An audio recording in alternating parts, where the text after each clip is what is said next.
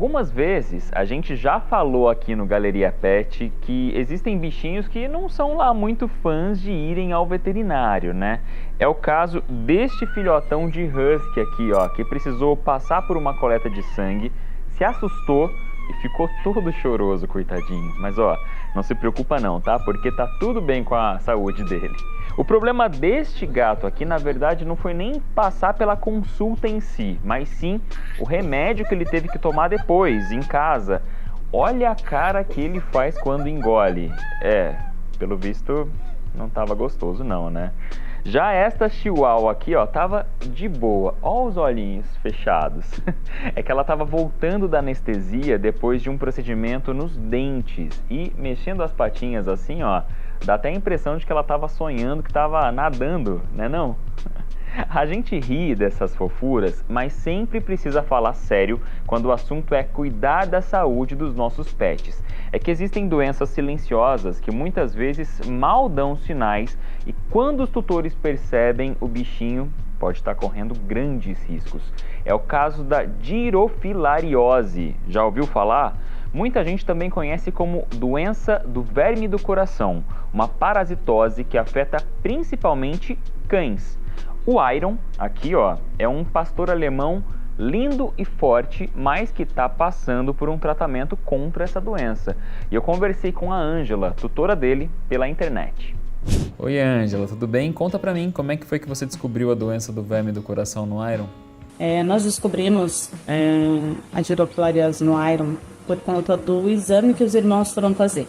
O Fox e a Gaia foram doar sangue e tiveram que fazer um check-up geral, onde os dois positivaram para a doença. Então teve aquele, acendeu aquele alerta e nós tivemos que fazer o exame nos outros. E graças a Deus os outros estão bem, mas o Iron deu positivo. E como que está sendo o tratamento dele? O que ele já fez até agora? Eles tomaram a ProHard e agora vão fazer uso de medicação via oral, que é um antibiótico mais o corticoide. No momento eles estão estáveis, então assim, eu me mantenho em contato com a veterinária todos os dias, Meu filho trabalha no hospital, então a gente está em contato ali constante e quando precisar eu levo eles lá. Graças a Deus não vai precisar fazer procedimento, Foram feitos vários exames antes de iniciar o tratamento. Eles passaram pelo raio-x, pelo ecocardiograma e no eco, graças a Deus, foi excluído a hipótese de vermes adultos no coração, Que isso seria um agravante no caso deles do tratamento. E como que você, tutora dele, está se sentindo agora? Isso foi um susto muito grande, Foi um baque muito grande, porque a gente já pensa no pior. Mas hoje, no momento agora, eu tô bem mais tranquila, A gente tem uma equipe de veterinários muito competentes que tá cuidando deles. São 4 veterinários, mais os auxiliares, então assim, eles estão bem assistidos, Então isso me tranquiliza bastante, uma vez que 2 dos veterinários que estão acompanhando já cuidam deles desde bebezinhos. Quais alertas que você faz para outros papais, outras mamães de pet em relação a essa doença aí? Fazer check-ups anuais ou semestrais. Tá sempre de olho no seu pet, em qualquer sintoma, em qualquer sinal de diferente que ele venha apresentar. Se não fosse esse exame que eles fizeram para doação de sangue, eu não ia saber que eles estavam com essa doença. Normalmente, quando apresenta qualquer sintoma da doença, que é tosse, falta de apetite, cansaço no extremo, o pet já está no estágio mais avançado da doença. Às vezes a gente precisa pecar pelo excesso, do que pela falta. Doença do verme do coração, o próprio nome já diz, que vai ter que ser acompanhada de perto por um médico veterinário, de preferência um cardiologista, como é o Dr. Guilherme, que trabalha com isso e acompanha alguns casos, doutor? Mas para quem nunca ouviu falar, o que de fato é algo assim que nem todo mundo tem contato, nem todo mundo descobre a existência e muitas vezes, infelizmente, quando o bichinho já está doente. O que é a doença do verme do coração? O termo técnico para essa doença é girofilariose, que vem do nome do verme que é a Dirophilaria imitz, né? Que é um verme que ele é transmitido por mosquito. Esse verme, ele se aloja, a gente fala verme do coração, né? Mas esse verme, ele acaba se alojando em uma artéria que sai do coração, que é na artéria pulmonar, tá? Mas em grandes quantidades pode ser que até que ele vá para o ventrículo direito, para o lado direito do coração. O mosquito, ele pode picar o paciente hoje e o paciente só demonstrar sinais clínicos muito tempo depois. 2 anos depois, às vezes até 2 anos depois. Demora muito tempo eles crescerem. Então, às vezes você está fazendo um hemograma de rotina, alguma coisa de rotina, o veterinário que está fazendo o exame, ele percebe as larvinhas no hemograma, e essas larvinhas no hemograma nem sempre vão dar alteração, mostrar alteração no eco ainda. Então, ao meu ver, é o melhor momento da gente tratar, porque se você tem larvinha ali, mas você não tem um remodelamento cardíaco, nem uma quantidade muito grande de alteração nem cardio, nem pulmonar, quer dizer que ainda dá tempo de você agir. É muito mais fácil você tratar. Tratamento com medicamento, tá? Existem situações que você, até em cargas parasitárias muito grandes, que pode ser indicado cirurgia, mas tem que ser avaliado muito de cada caso. Que é muito difícil, né? É algo muito delicado, né? O ideal seria ter esse acompanhamento veterinário de rotina para ficar sempre de olho nos exames. Sim, sim. Mas vamos supor que o tutor não teve essa precaução e acabou descobrindo essa doença já num estágio um pouco mais avançado. Que tipos de sinais, de sintomas o bichinho já vai começar a apresentar? Principalmente desmaio, tosse, pode ter uma certa dificuldade respiratória, dependendo da situação do coração, já pode ter acúmulo de água na barriga, tá? Que é ascite, o termo técnico. Então é basicamente essas alterações, principalmente alterações respiratórias. Por ser uma doença que é muito mais comum a gente ter em áreas litorâneas, porque a área litorânea ela é propícia para o desenvolvimento do mosquito, tá? Claro que a gente está vivendo hoje a questão da dengue e tudo mais. Porque o mosquito é o Aedes aegypti, né? Na verdade é uma série de outros mosquitos. Tem outros, mas o Aedes ele também é um dos. É um dos, sim. Né? Se é um paciente que vai sempre para a praia, o ideal é fazer a injeção, que é a vacina, que ela é anual, tá? E para pacientes que não vão sempre para a praia, que eu vou descer para a praia com os meus amigos, eventualmente, existe vermífugos por via oral que você pode fazer para eles. A gente está falando de cães, mas é uma doença que pode afetar gatos, outros animais ou até nós, seres humanos? Pode afetar gato também, tá? Nós, seres humanos, a gente considera que considera-se uma certa zoonose emergente, talvez sim, mas a gente não desenvolve os sinais. Talvez desenvolva alguma coisa em pele ali, mas não é algo que você vai ter o verme na sua artéria, entendeu? Ela principalmente acontece em cães, tá? Mas principalmente que acaba sendo a espécie que mais vem pra gente. Eu nunca peguei dirofilariose em gato, tá? Apesar de ter descrito, tá? Mas cães para mim é realmente o mais importante e o mais comum da gente acompanhar de perto. E pode acontecer, como a gente vê casos de dengue, por exemplo, o mosquitinho picou o animal que está com a doença e depois pica um outro bicho e passa essa doença? Sim. Como a dengue mesmo? Sim, isso pode acontecer.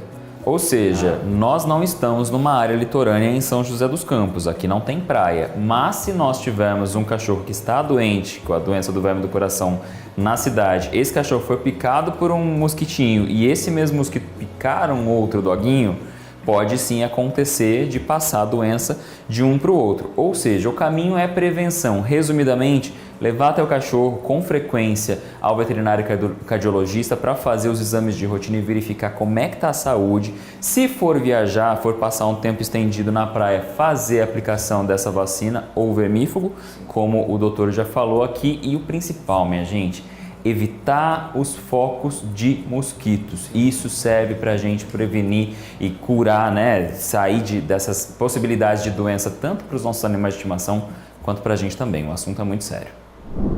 Valeu pela participação, pessoal, e muita saúde para você e para os seus irmãozinhos também, viu, Iron? Lembrando que a dirofilariose, doença do verme do coração, não é uma sentença de morte, tá? Mas quanto antes ela for identificada, maiores são as chances do tratamento ser efetivo. Pode ser que os vermes sejam eliminados a tempo do bichinho ficar 100% saudável, mas caso a doença já tenha provocado alterações no formato, no funcionamento do coração do animal, pode ser que ele fique sim com sequelas. Aí, o acompanhamento com o veterinário vai ter que ser ainda mais cuidadoso. Além disso, você que está assistindo prestou atenção, né? A doença do verme do coração pode ser transmitida pela picada de um bichinho que a gente ouve falar já há muito tempo, todos os anos, o mosquito Aedes aegypti. Para combater os focos onde ele procria, normalmente pontos onde tem água parada, como todo mundo já sabe, existe um decreto em São José dos Campos. O documento é de 2016 e regulamenta uma lei do ano anterior, 2015. O texto não fala somente sobre a fiscalização municipal contra o mosquito Aedes aegypti, como também contra um primo dele, Aedes albopictus, também conhecido como mosquito tigre asiático. Os dois são responsáveis por transmitir uma série de doenças, tanto para os animais de estimação quanto para nós, seres humanos. Além da doença do verme do coração, tem também a chikungunya, o zika vírus e, claro, a dengue. O decreto define que a presença de criadouros dos mosquitos Aedes aegypti e Aedes albopictus representa um risco à saúde pública. Então, equipes da prefeitura, ligadas à Secretaria de Saúde, fazem vistorias periódicas dentro e fora dos imóveis da cidade. A intenção é encontrar e combater os focos desses bichinhos transmissores de doenças. Sempre que a situação representar perigo iminente à saúde pública e a visita dos agentes e das autoridades sanitárias for fundamental para a contenção das doenças, eles podem entrar até de maneira forçada, por mais que os imóveis sejam particulares e os proprietários recusem o acesso ou estejam ausentes. Se for preciso, pode ter inclusive auxílio de força policial. Quem não cumprir as condições previstas no decreto e na lei, fica sujeito à aplicação de multa, o que também é previsto numa lei municipal, a de número 5.996 de 2001. É a que criou o Serviço de Vigilância Sanitária em São José. Em casos de pessoas jurídicas, além da multa, a reincidência pode implicar até na suspensão temporária do alvará de funcionamento. Então, o caminho mais barato, com menos dores de cabeça e mais saúde, já deu para perceber, né? É combater os focos de água parada e, portanto, combater os criadores dos mosquitos transmissores de doenças.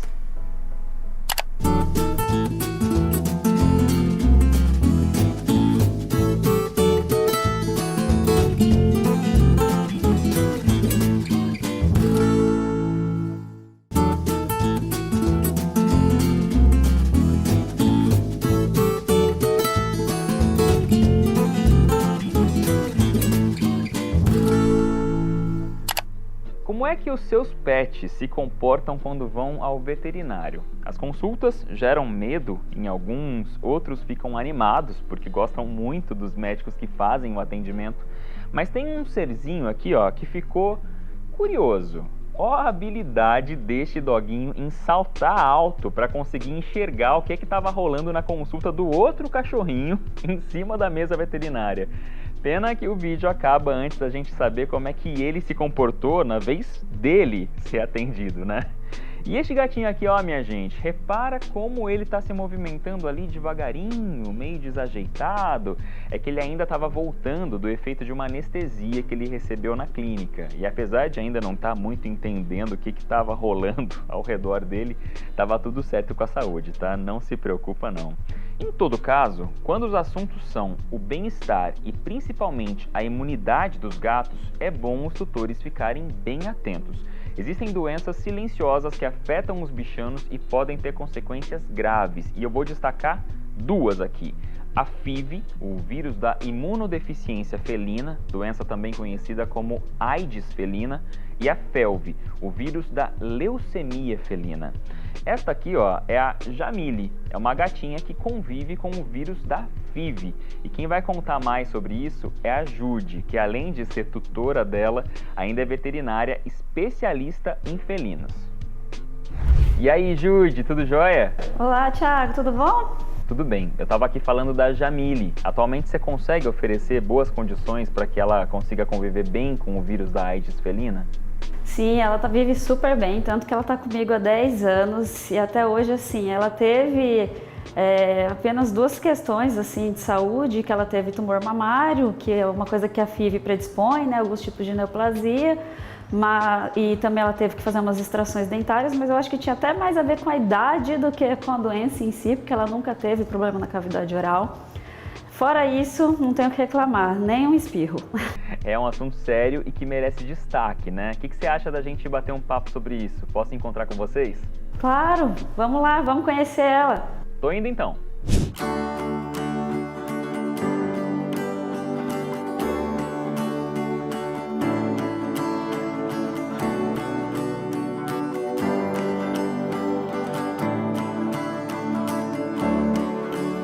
Quando a gente resolve adotar um bichinho, não interessa se vai ser um cãozinho, um gatinho, seja ele qual for, a gente tem que levar em primeiro lugar em consideração a qualidade de vida que a gente vai oferecer para esse bichinho. E ainda bem, graças a Jude, a Jamile tá tendo uma vida realmente cheia aí de cuidados, de zelo, né? Agora ela tá aqui dentro da caixinha, que ela tá meio tímida, mas se ela quiser sair, ela sai. E de qualquer forma, vocês vão vendo imagens dela aí ao longo da nossa conversa. Mas quero falar sobre como essa história começou, né, Jude? Vocês se encontraram por acaso. Isso, a gente se conheceu, né, se encontrou na beira da Dutra.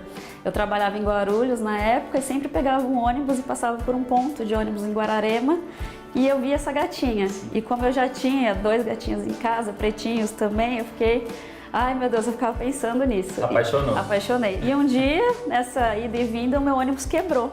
Justamente bem lá. nesse ponto. Falei, não, essa gata tem que ser minha. Era um sinal. Era um sinal. Acabou levando e aí começou uma rotina de cuidados. Você já tinha outros gatos. Isso. Então, antes de colocar a Jamile junto com os outros bichinhos na sua casa, tem toda uma série de preocupações. Exatamente. O que, por exemplo? São as principais. Eles não podem ter contato, não só pelas doenças que a gente vai falar hoje, que é a FIV e a FeLV, mas outras doenças também que são transmissíveis.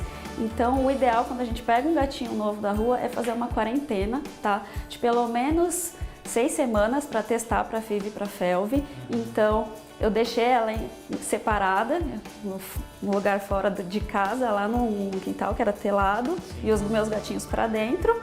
E nisso eu levei ela no veterinário, que eu não tinha feito veterinária na época ainda.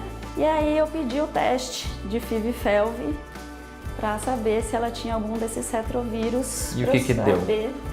Deu que ela é FIV positivo, que ela tem o vírus da imunodeficiência felina, que é semelhante ao HIV. A gente popularmente chama de AIDS felina, exatamente. né? É bem parecido justamente por ser um retrovírus e causar uma imunossupressão. E aí você com certeza já adotou um outro comportamento ao tratar a Jamile. Não que você fosse discriminar de maneira nenhuma, mas você entendeu que ela precisava de alguns cuidados diferentes. Sim. O ideal, nos casos de FIV e FeLV, é você segregar o animal, é ele realmente não ter contato com outros animais, porque para não transmitir essa doença. Aqui a gente já tem um índice bem alto e isso tem crescido ainda muito, além de todo um cuidado que você tem que ter na saúde desse animal. Como eu disse, ele vai ter uma imunidade mais debilitada. Então ele precisa de vacina sempre, ele precisa de uma alimentação muito boa, ele precisa de um ambiente com enriquecimento ambiental, ele não pode ter estresse. E foi ficando, aí 2 meses depois veio os presentinhos. Você já adotou ela prenha? Já adotei ela prenha, foi o tempo certinho, 2 meses. E quando a gente fala de HIV em seres humanos, tem algumas questões, né, que a gente sempre escuta falar. Primeiro, a respeito da transmissão via sexual e segundo, de passar, né, de mãe para filho, no caso de uma gestação. Para gato, é a mesma coisa? É a transmissão da mesma forma? Ou de repente esses bebês que ela tinha acabado de ter estavam também correndo o risco de ter o vírus? Olha, eles corriam risco sim, mas é um risco mínimo, tá? A transmissão transplacentária e pelo sêmen também é bem rara. Então, assim, só se esse gato que estiver doente tiver com uma carga viral muito, muito alta, senão esses filhotes provavelmente não vão ter. No caso do ato, né, do sexual, mais provável que ela pegue pela mordida, que é comum, né, entre eles, do que pelo sêmen em si. A FIV, ela vai passar, a gente fala entre aspas que é a doença do gato inimigo. Ela depende da mordida. Esse gato doente, ele vai morder o outro gato e essa saliva em contato com o sangue que ele vai passar, né? Então precisa da mordida, dessa inoculação. Passa sempre pela mordida? Pela mordida. Entendi. Tá? Existem essas outras, mas são mais difíceis, como a transplacentária, o sêmen, mas são mais raras. E a FeLV, que é a leucemia, né? A FeLV é o vírus da leucemia felina, ela é diferente, a gente já fala que é o vírus do gato amigo. Por quê? Porque além da mordida, pode ser também, qualquer contato com secreção, com saliva, ele pode passar. Então, um gatinho lambendo, o outro gatinho. E eles têm esse hábito? Isso, aí vai lamber nessa região onde tem mucosa, narizinho, olho, tem hora que você vê língua com língua, comer no mesmo pote, usar a mesma caixa de areia. Quer dizer, algo que é totalmente da natureza deles que pode estar transmitindo o vírus. Isso, passa muito mais fácil. Mas são vírus assim que também morrem fácil, por serem esses retrovírus. Então assim, se você limpar com detergente comum, você já mata esses vírus. E se esse vírus também, ele estiver seco, ele já morre também. Então ele depende de um lugar úmido. Mas uma vez que o animalzinho ficou doente, contraiu o vírus, tanto FIV quanto FeLV, não tem cura. Não tem cura. É pro resto da vida. O que a gente vai fazer? A gente vai evitar, a gente vai, na verdade, cuidar dos sintomas, dos sinais assim que isso vai acarretar. Por exemplo, no caso da FIV, ela é uma doença mais tranquila.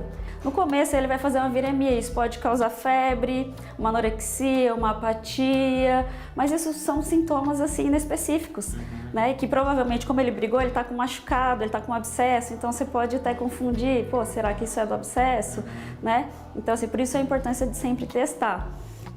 E aí depois que ele passa por essa viremia, muitos deles ficam assintomáticos pro resto da vida. Tem estudos que falam que até que a vida de um gato com FIV positivo, se ele for bem cuidado, como a gente já falou, sem estresse, com uma alimentação boa, com cuidados paliativos, ele vai ter uma vida igual a um gato normal, a grande maioria. Mas o gato assintomático ainda assim consegue transmitir? Consegue transmitir. Então tem que tomar cuidado. Tem que tomar cuidado, exatamente. A gente está falando muito de cuidados depois que vem o diagnóstico, mas existe alguma maneira de prevenção?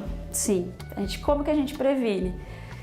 Testando e vacinando. O que é isso? Existem testes, tá? São testes rápidos que a gente chama, que nos dois eles já testam para FIV e FeLV, tá? Então aquilo que eu te falei, peguei um gatinho, preciso esperar 6 semanas, tá? Você pode testar ele na hora, mas ideal retestar 6 semanas depois, porque esse gatinho, se ele teve contato com a doença nesse dia, ele pode dar um falso negativo. Se ele não é positivo, vacinar contra a FeLV. Infelizmente aqui no Brasil a gente não tem da FIV, só tem a vacina da FeLV. E se ele for positivo, segregar. Tem muita gente que ainda fica com medo, com receio e até preconceito para adotar esses animais. Você que é uma pessoa que não tem esse preconceito, não à toa tem a Jamília aí na sua vida, o que você diz para essas pessoas?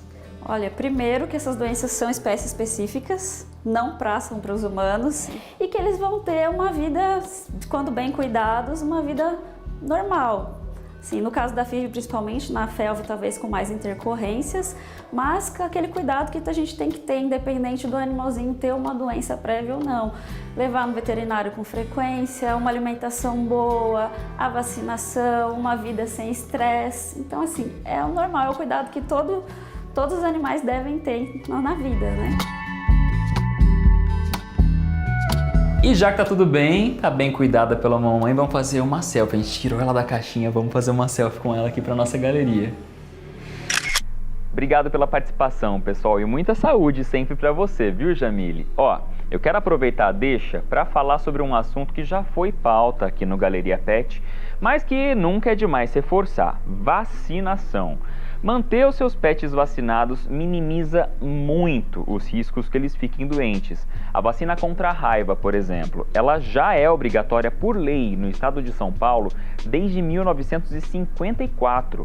As doses, inclusive, são fornecidas de graça todos os anos pelo governo estadual e aplicadas por agentes das prefeituras em cada cidade. Um pouco mais tarde, em 1973, o Programa Nacional de Profilaxia da Raiva implantou, entre outras ações, a vacinação antirrábica em cães e gatos em todo o território nacional. Em São José dos Campos, uma lei de 2016 autorizou a prefeitura a incluir as vacinas V10 para cachorros e V4 para gatos no programa de vacinação de animais de estimação do município. Esses imunizantes são muito importantes porque eles protegem os bichinhos de uma série de doenças virais. Ainda assim, vale lembrar, tanto a V10 quanto a V4 não são disponibilizadas de graça e cabe aos tutores buscarem as doses junto às clínicas veterinárias.